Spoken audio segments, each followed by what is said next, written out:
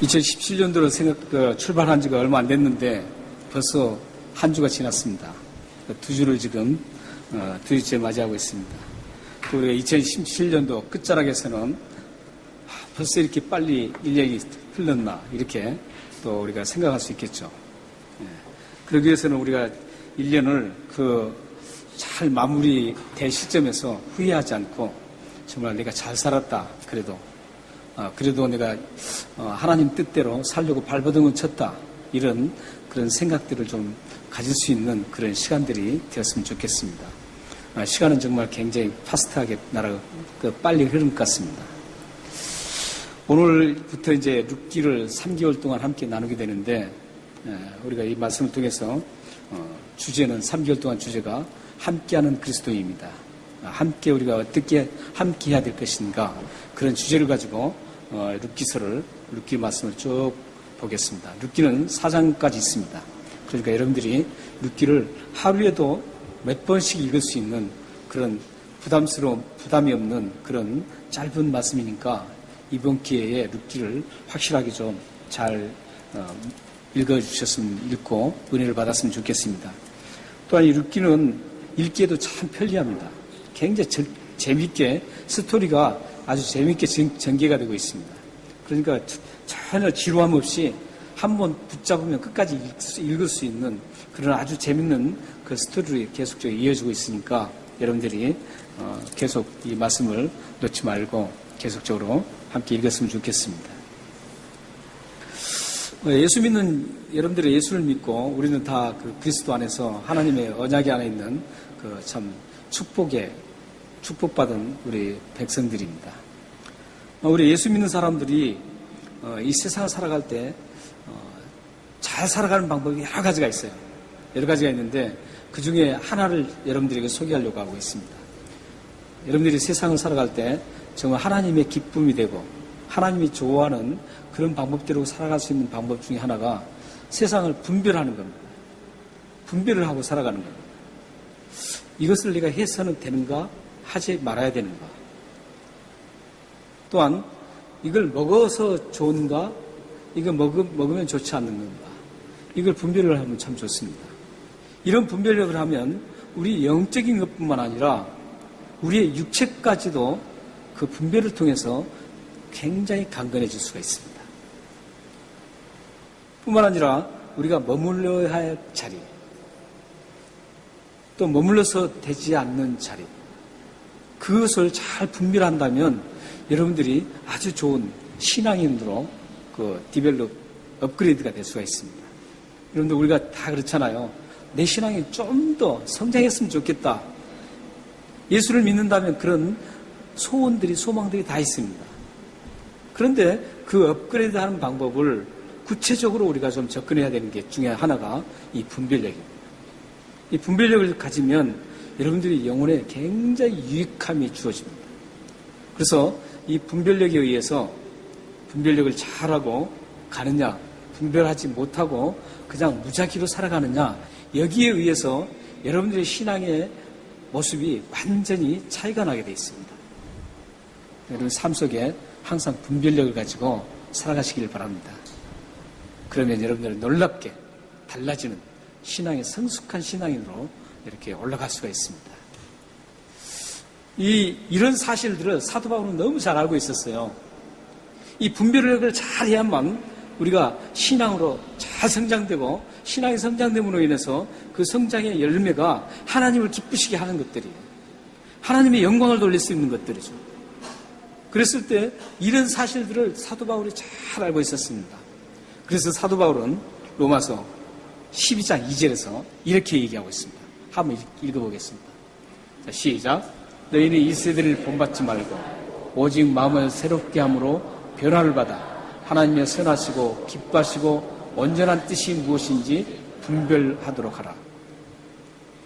분별의 기준이 뭡니까? 여기서 분별의 기준, 하나님의 선하시고 기뻐하시고 온전한 뜻이 분별력입니다.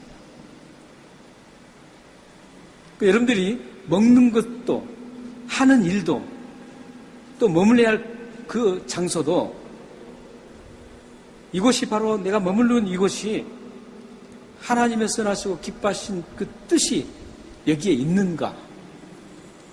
여기에 하나님의 뜻이 없는가? 이걸 먼저 기준으로 삼고 분별하라는 겁니다.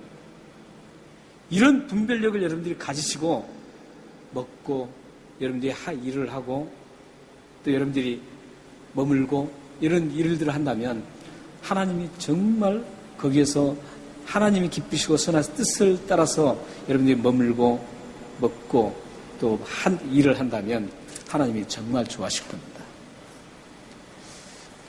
하나님이 이 기준이 하나님의 중심이에요. 내 중심이 아니라는 거예요. 사람들은 대부분 보면은 내 중심으로 모든 걸 결정을 해요. 내가 좋아서 이렇게 결정을 합니다. 그 결정은 틀린 거예요. 하나님이 기뻐하시는 건가? 하나님의 뜻이 거기에 있나? 이걸 판단해야 된다는 거죠. 그리고 나서 여러분들이 무슨 일도 이 일이 하나님 기뻐하시는 건가?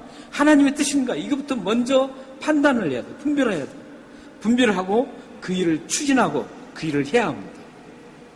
그렇다면 거기서 하나님이 기뻐하시고 하나님의 뜻이라는 것을 알고 그걸 하면 부패 같은 걸 하지 않죠. 아주 못된 짓을 하지 않죠. 그렇기 때문에 이 기준에 의해서 여러분들이 꼭 분별하면서 살아가시기 바랍니다. 그러므로 우리는 어떤 것이든지 먼저 하나님의 기쁨이 되는 건가? 하나님의 뜻이 여기에 담겨 있나? 이걸 먼저 생각하고 여러분들이 만약에 아니라면 과감하게 단호하게 나에게 수 없는 것들이 유익이 있는 것 같아도 그게 아니라면 과감하게 잘라내야 됩니다. 왜냐하면 하나님의 기쁨이고 하나님의 뜻이 아니라면 그 열매가 좋지 않기 때문입니다. 적어도 하나님을 믿는 하나님의 백성들에게는 분명하게 나타나는 현상이 하나님의 뜻과 하나님의 기쁨이 아닌 것을 추구했을 때 분명히 나타나는 열매는 좋지 않습니다. 오늘부터 우리가 3개월 동안 나누게 되는 이 룻기서를 시작 부분에 보면 강하게 그걸 오늘 읽었던 말씀에 강하게 지금 그걸 어필해주고 있습니다. 오늘 이 말씀에 보면은 머물러 있어야 할 곳과 머물러서는 되지 않을 곳을 분명하게 지금 분별해서 시작해주고 있습니다. 룻기서의 시작이 바로 이 분별부터 지금 시작하고 있어요. 장소 분별. 장소 분별부터 지금 시작을 하고 있습니다. 1절, 2절 한번 보실까요? 1절, 2절 보시면 사사들이 치리하던 때 그 땅에 흉년이 드니라. 유다 베들레헴에서 한 사람이 그 아내와 두 아들을 데리고 모압 지방에 가서 거류하였는데 그 사람의 이름은 엘리멜렉이요 그 아내의 이름은 나오미요 그의 두 아들은 이름은 말론과 기론이요 유다 베들레헴 에브라 사람들이라. 이 베들레헴 에브라시라는 것은 옛날 베들레헴의 옛 이름입니다. 사람이더라. 그들이 모압 지방에 가서 거기서 살더니 여기 보면은 지금 재밌는 게 거류하였는데 하고 나서 2절에서는 살더니로 끝납니다. 거류라는 것은 그냥 단순히 잠깐 왔다가 가려고 했는데 그곳에서 이제 살게 되는, 머물러 있는 거죠. 이 스토리가 지금 이 말씀을 보면은 우리는 잘못하면 오늘 이 룻기서를 보면서 이 사람이 참 불행했다. 남편도 죽고 두 아들도 죽었으니까 참 불행하구나. 이렇게 스토리를 마무리할 수 있는데 이 지금 룻기서는 그런 스토리를 지금 우리에게 들려주고자 하는 것들이 아닙니다. 하나님께서 왜 이 룻기를 통해서 우리에게 들려주시고자 하는 그 메시지가 분명하게 있습니다. 오늘 그 중에 하나를 우리가 함께 나누는 겁니다. 그러니까 지금 여기 한 가정이 베들레헴에 있는 한 가정에서 이제 흉년이 들었습니다. 흉년이 들어서 어디로 떠납니까? 모압 지방으로 떠나죠. 모압 지방에서 이제 거기서 거주하고 삽니다.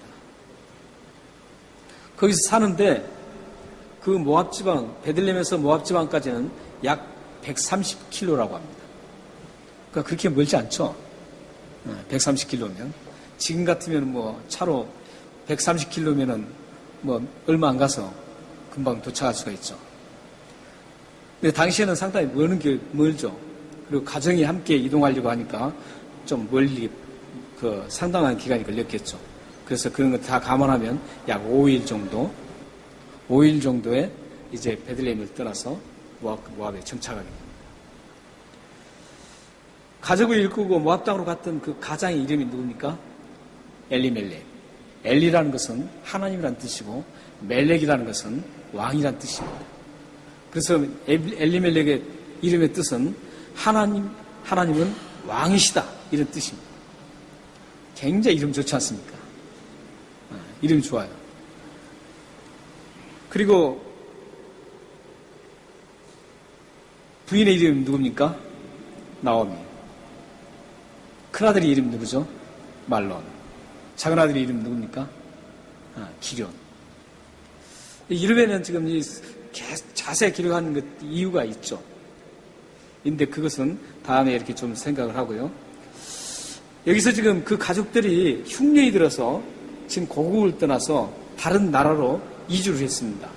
이주를 했는데 우리는 언뜻 보면 이 엘리멜렉의 가족이 그냥 평범하게 흉년이 들었으니까 그 흉년을 피해서 그냥 모압 땅으로 갔다 이렇게 평범하게 생각할 수 있습니다. 그러나 그게 아닙니다. 1장 21절 보면 그 가정이 왜 떠났는가를 우리가 유추해 볼 수 있는 말씀이 나옵니다. 1장 21절 보면 그 가정이 풍족한 상태에서 베들레헴을 떠났다. 그런데 돌아올 때는 완전히 빈손으로 돌아왔다라는 나오미의 고백이 나옵니다. 그걸 봤을 때 그렇다면 왜 이 엘리멜렉 그 가정이 그 흉년이 든 고국을 버리고 자기들은 그래도 풍족한데 흉년을 버리고 모압으로 떠났을까? 옛말에 그런 말이 있잖아요. 부자가 망해도 3년은 먹고 산다는 말이 있어요. 그렇기 때문에 이 풍요로운 이 엘리멜렉 가정은 어느 정도 흉년이 들어도 버틸 수가 있었습니다. 왜냐하면 풍족한 가정이기 때문에. 그렇기 때문에 자기들 가족을 생각했을 때는 버틸 수가 있었습니다. 그런데 이 떠난 이유가 뭘까? 이걸 정확하게 기록하지 않지만 우리가 성경에 좀 비춰봤을 때 떠난 이유를 짐작해 볼 수는 있습니다. 먼저 레위기서 25장 35절 말씀을 보면 저기 보면 형제가 가난하게 된 원인은 많이 있겠죠. 흉년이 들었을 때도 가난하게 될 수 있죠. 그리고 저기 보면 가난하게 돼서 빈손이라고 그러죠. 빈손이라는 것은 먹을 것도 없다라는 거예요. 먹을 게 정말 귀해서 손을 벌릴 수밖에 없는 그런 상태를 얘기합니다. 빈손으로 내 곁에 있거든 너는 그를 도와 거름인이나 동거인처럼 너와 함께 생활하게 하되. 저 말씀을 유대인들은 다 알고 있었습니다. 그래서 어떤 흉년이라든지 어려움을 겪은 그 이웃이 있으면 그 사람을 당연하게 돕고 살아야 됩니다. 그게 이스라엘의 하나님 주신 명령이었어요. 명령이었는데 이 엘리멜렉은 그 명령을 알고 있었지만 그걸 회피하기 위해서 그들은 떠나고 맙니다. 풍족한 자기 걸 나누기를 원치 않았던 거예요.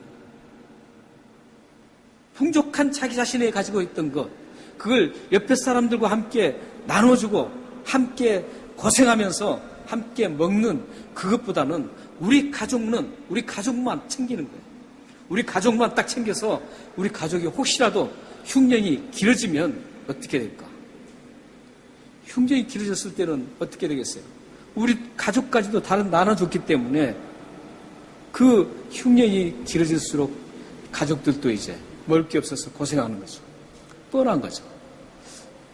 엘리멜렉도 그런 생각에 의해서 그 고스란히 풍족한 걸 가지고 떠난 겁니다.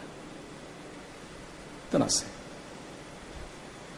이것은 우리가 사실 인간적으로 봤을 때 얼마든지 이해할 수 있는 부분이죠.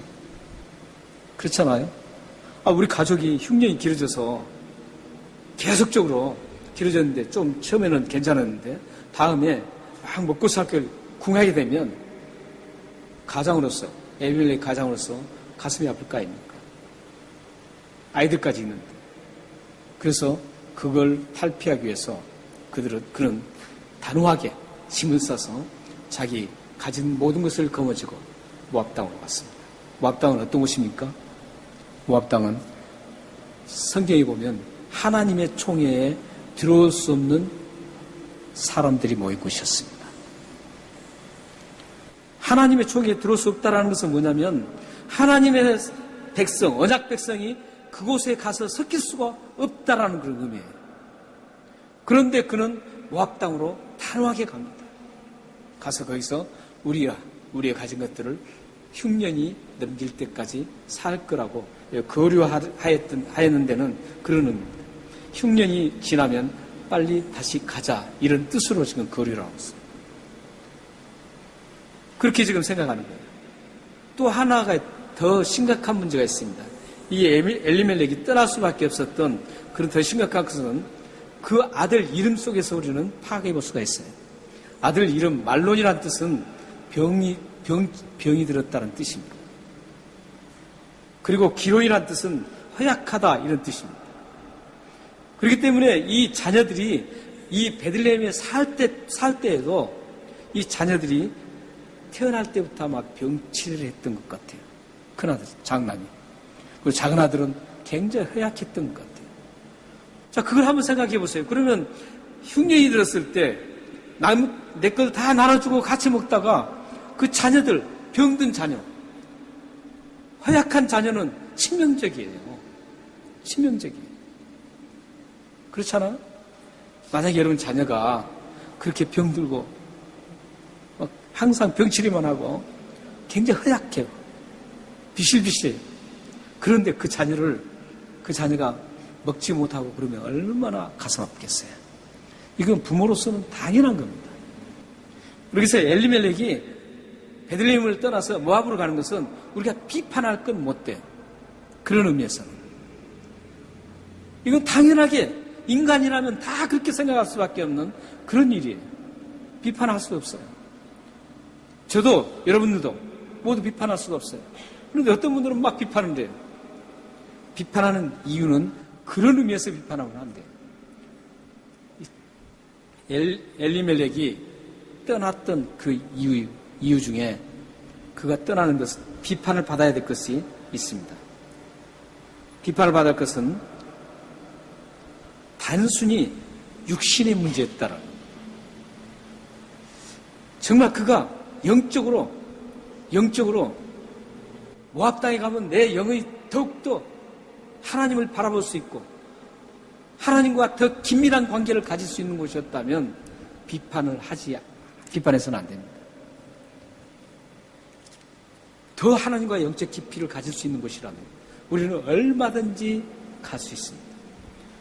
사사시대, 지금 룻이 있는 그 시대에 지금 사사시대라고 그랬어요. 사사들이 치리하던 시대. 우리가 지금 사사기 그 커피 브레이크를 계속 해오고 있잖아요. 지금 방학을 하고 있죠. 이제 다음 주부터 이제 커피 브레이크가 다시, 사사기 커피 브레이크를 다시 하게 됩니다. 그런데 사사기 우리가 커피 브레이크를 할 때 그 당시에 사사시대 때 이스라엘이 어떤 상태였습니까?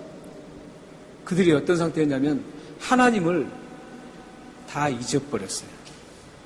하나님과는 전혀 하나님을 잊고 자기 소견대로, 인간의 소견대로 마음대로 살아가는 거예요. 우상 숭배도 하고 못된 짓은 다 하면서 마음대로 막 살아가는 거예요. 하나님 보시기에 너무너무 역겨울 만큼 그런 행동을 하면서 모든 이스라엘 백성이 그렇게 살아가고 있는 거예요. 그런 시대예요, 지금. 그러니까 이스라엘이 하나님을 보기가 힘들단 말이죠. 살아계신 하나님을 섬기기가 힘들단 말이에요. 그랬을 때 모압 땅에 가면 하나님을 섬길 수 있는 좋은 방법이 있고 더욱더 내 영혼이 활성화되고 내 영혼이 하나님을 바라보고 하나님 앞에 찬양하고 이런 곳이라면 당연하게 갔어야 돼요. 그런데 엘리멜렉은 그런 의미에서 간 게 아니라 엘리멜렉은 어때서 갔어요? 단순히 육신 때문에 간 거예요.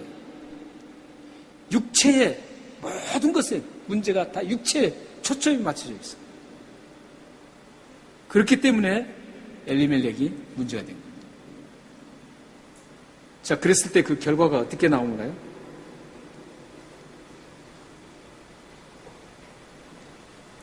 그 결과가 3절, 4절, 5절에 나옵니다. 참, 이 결과가 나오기 전에 이 엘리멜렉은 그런 육신적인 판단에 의해서 떠날 것이 아니었습니다.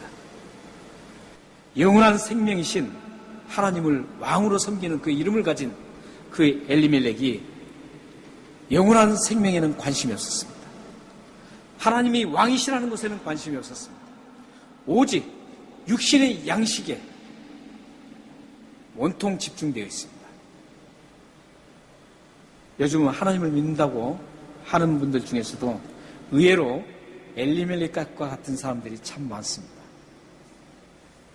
영원한 생명을 추구해야 할 하나님의 사람들이 자본주의에 찌들어서 물질에 매몰되어 버리는 세상 사람들처럼 살아가는 분들이 의외로 많습니다. 영원한 생명 되신 우리 주 예수 그리스도를 위해서 살아야 할 하나님의 사람들이 이 엘리멜렉과 같이 육신의 떡을 위해서 살아가는 오직 거기에 올인하는 사람들이 의외로 많습니다.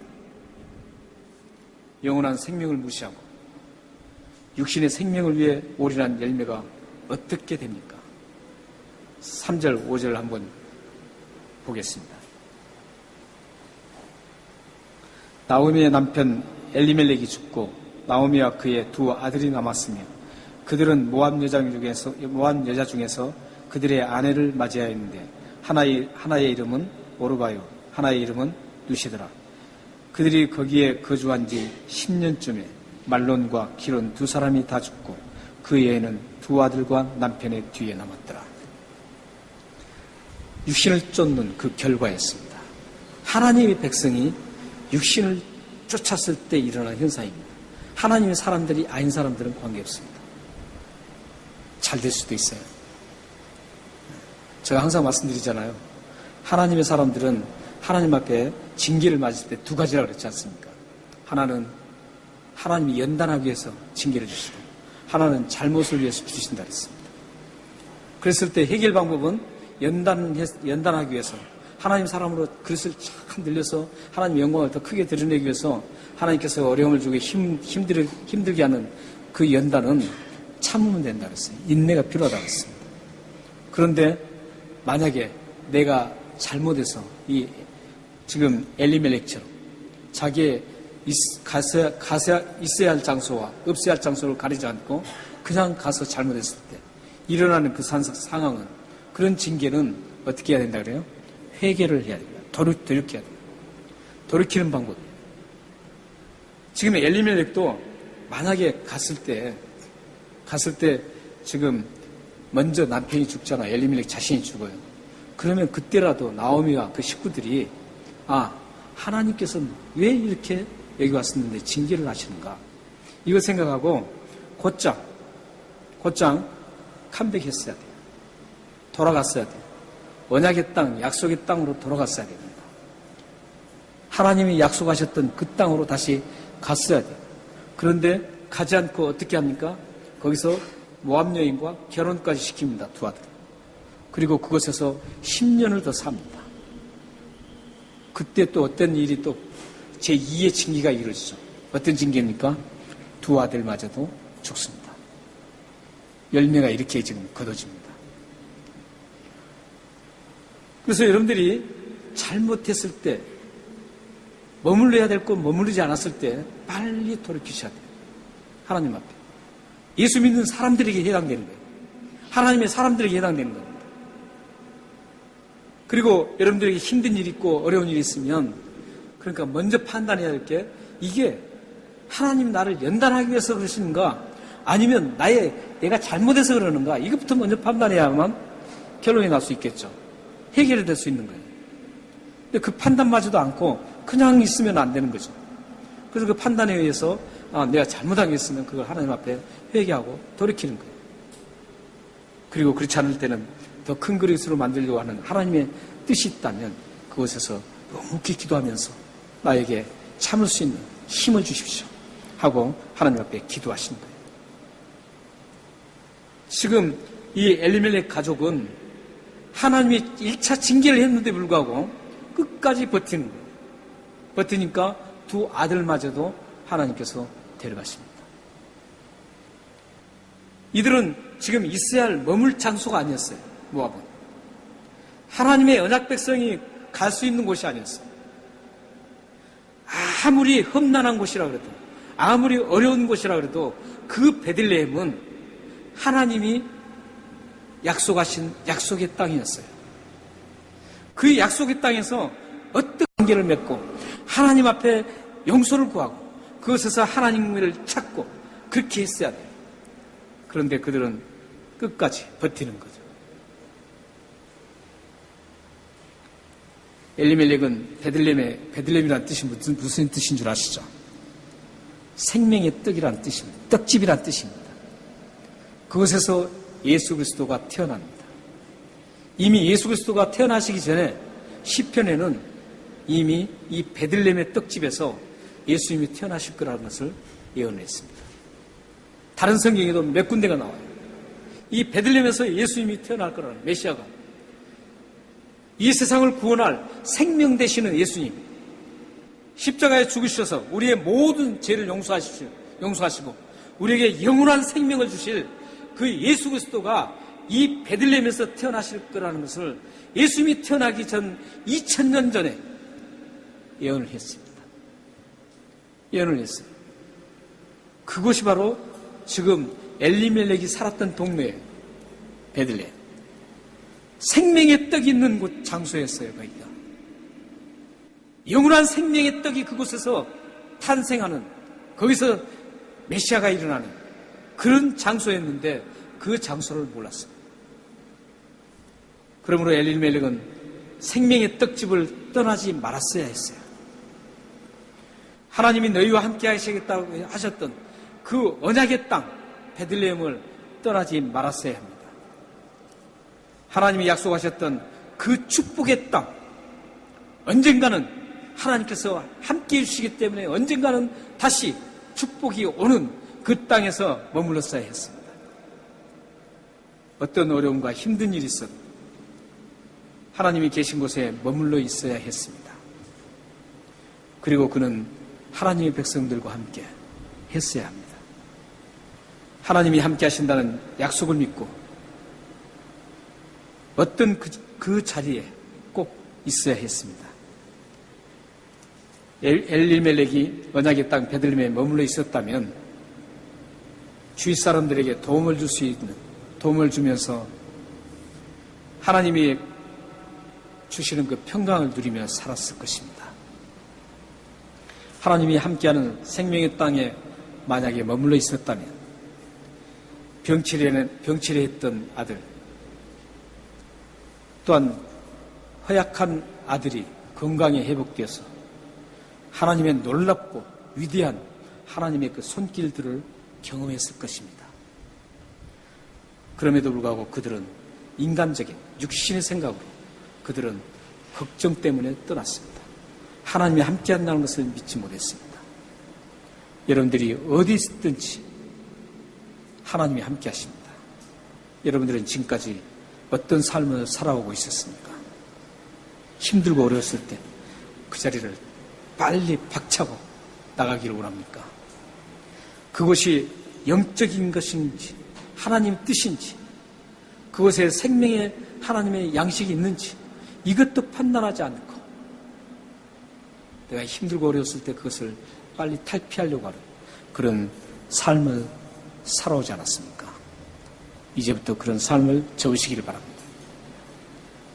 그곳에 하나님이 계신다면 하나님의 언약이 있고 하나님의 생명의 말씀이 있고 예수 그리스도가 그곳에 있다면 여러분들은 어떠한 것도 다 포기하고 어떤 힘든 것도 포기하고 그것에 꼭 붙들고 있어야 합니다.